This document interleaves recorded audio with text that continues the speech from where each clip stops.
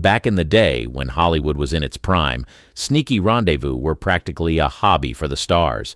It's like all that glitz and glam went straight to their heads, making it impossible to stay faithful to just one partner.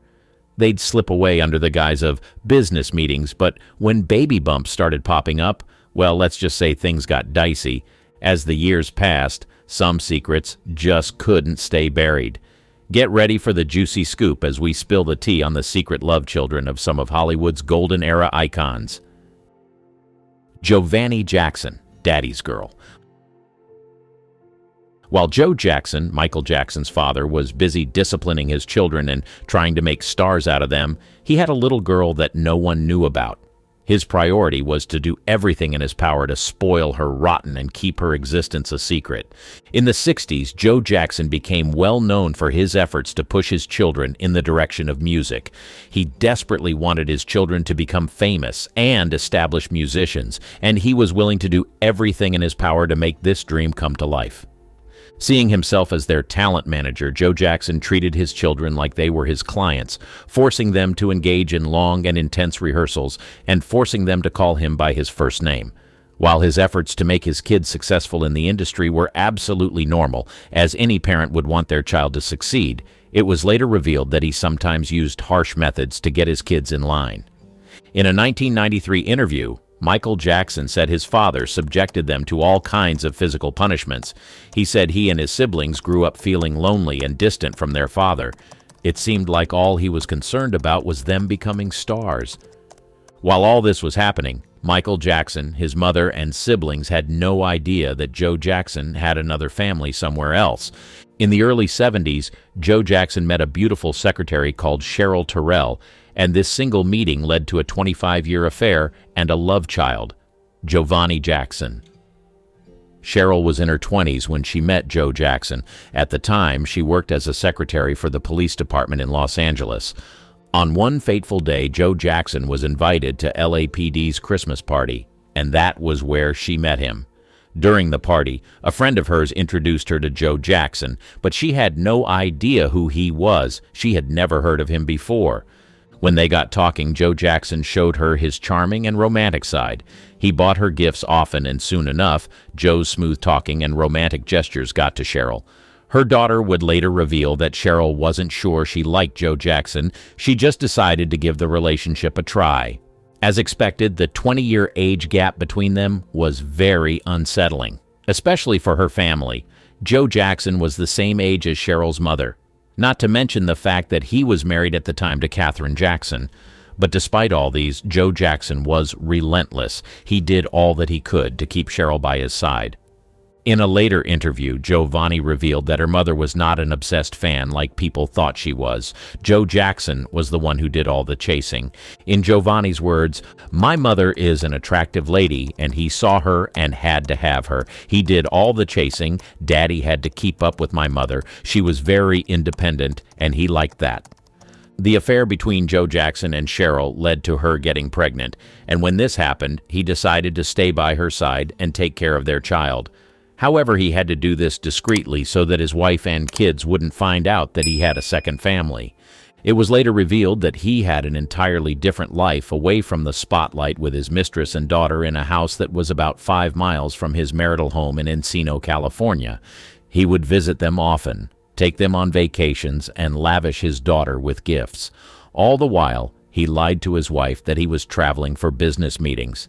How he managed to keep this a secret for so long is still a mystery.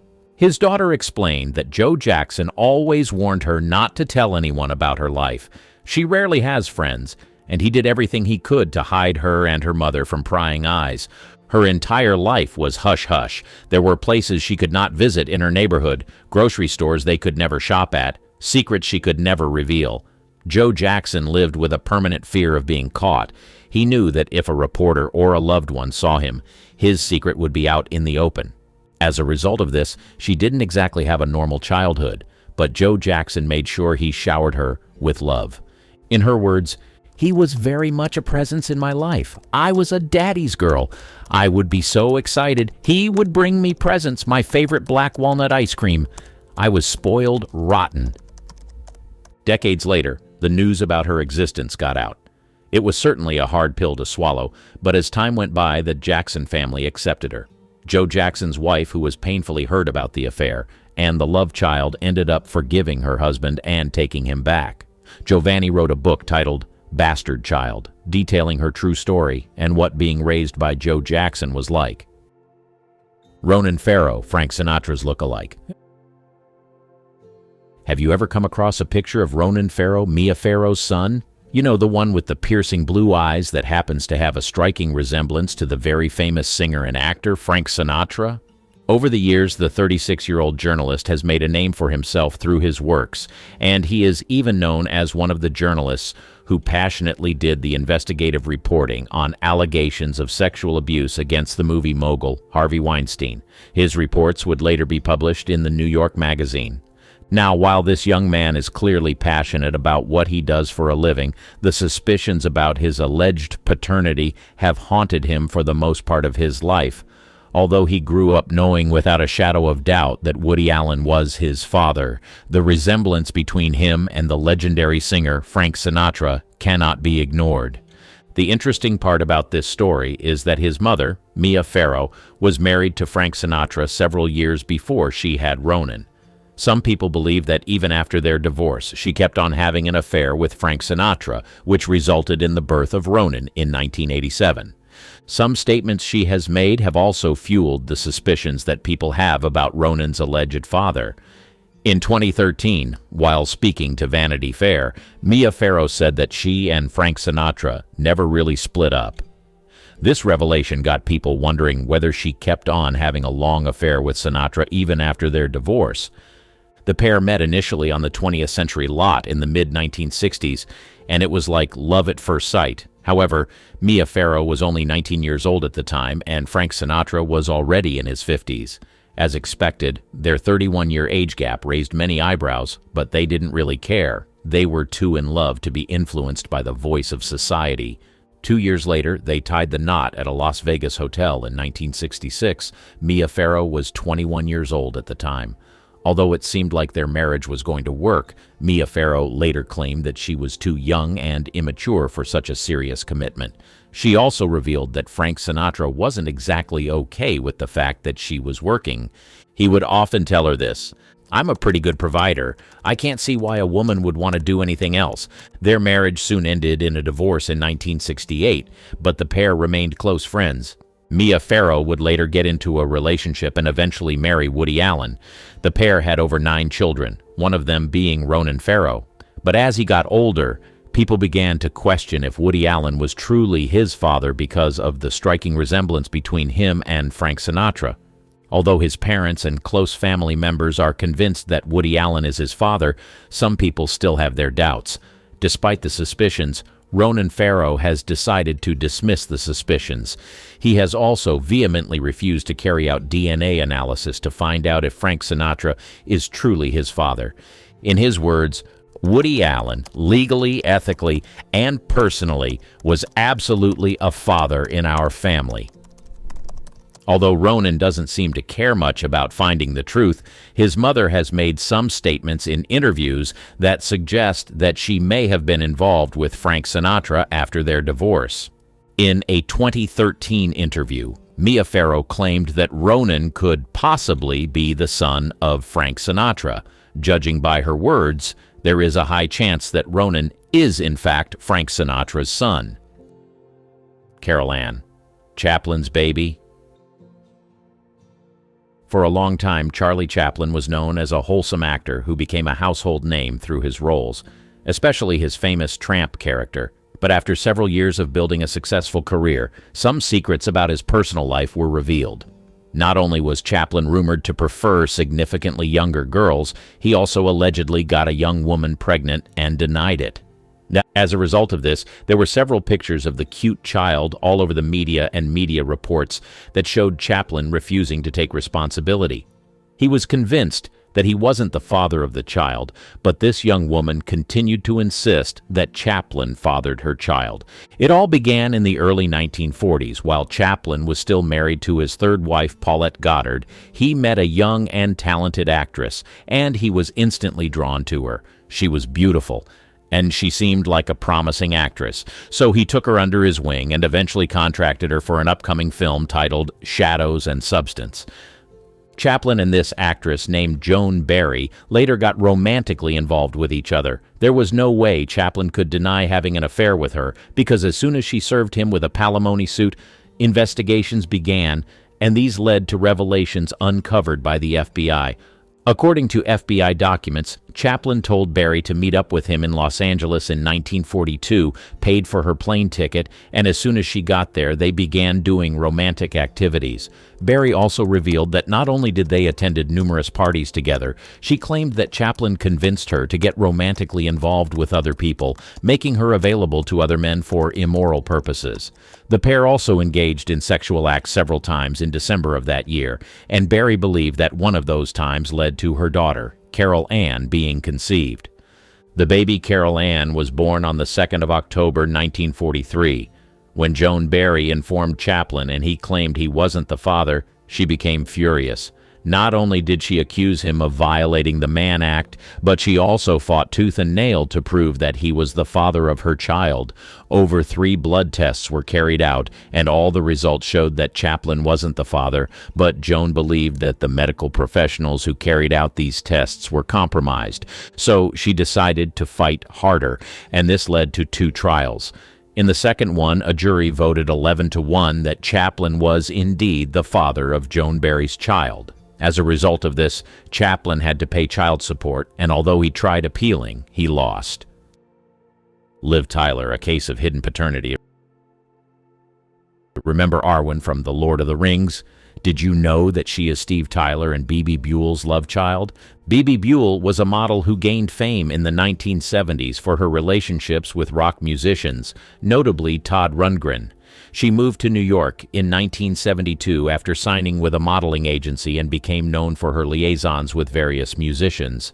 During this time, she also pursued a music career, recording an EP and forming a band called The B-Sides.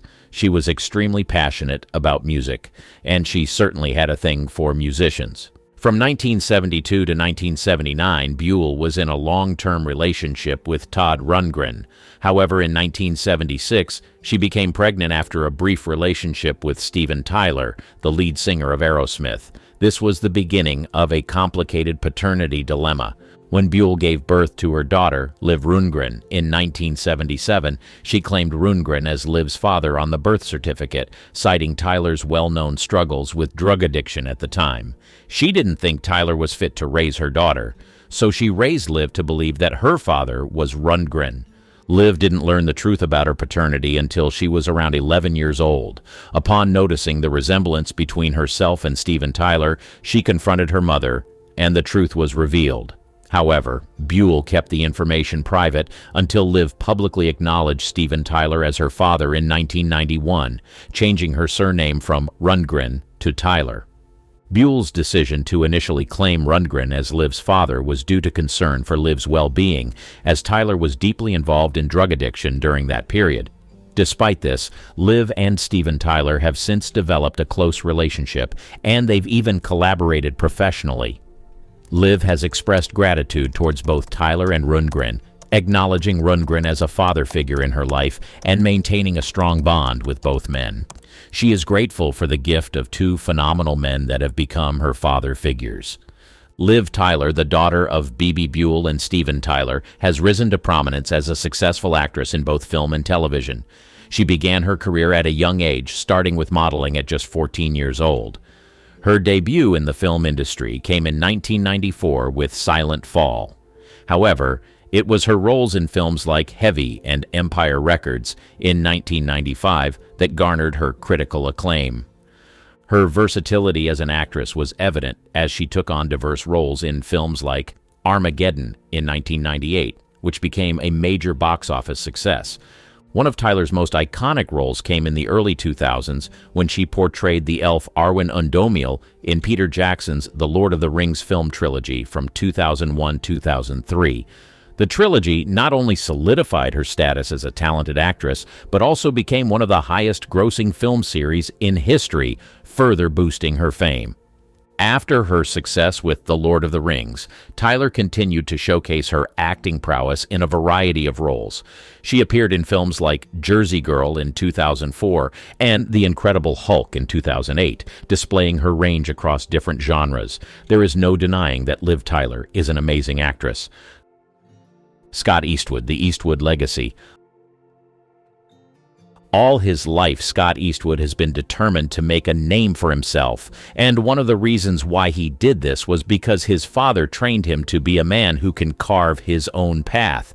It is impossible to not notice the striking resemblance between the talented actor Scott Eastwood and the legend Clint Eastwood.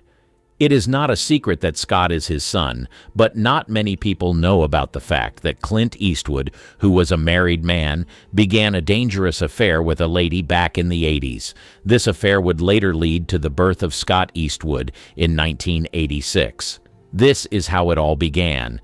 In the 80s, when Clint Eastwood was gaining success in the industry, he was on top of the world. There were very few actors who could match his skills, and there was no denying that he was a big deal. As his fame grew, Clint got married to Maggie Johnson, but soon enough the cracks in their marriage began to show. It was said that while he was married to Maggie Johnson, he met a flight attendant that completely captured his attention. Her name was Jocelyn Reeves. She was living her life and focusing on her work when she met Clint Eastwood, who was already a star. Although there are no in-depth details about how they met, it was said that they later started an affair that lasted for a while.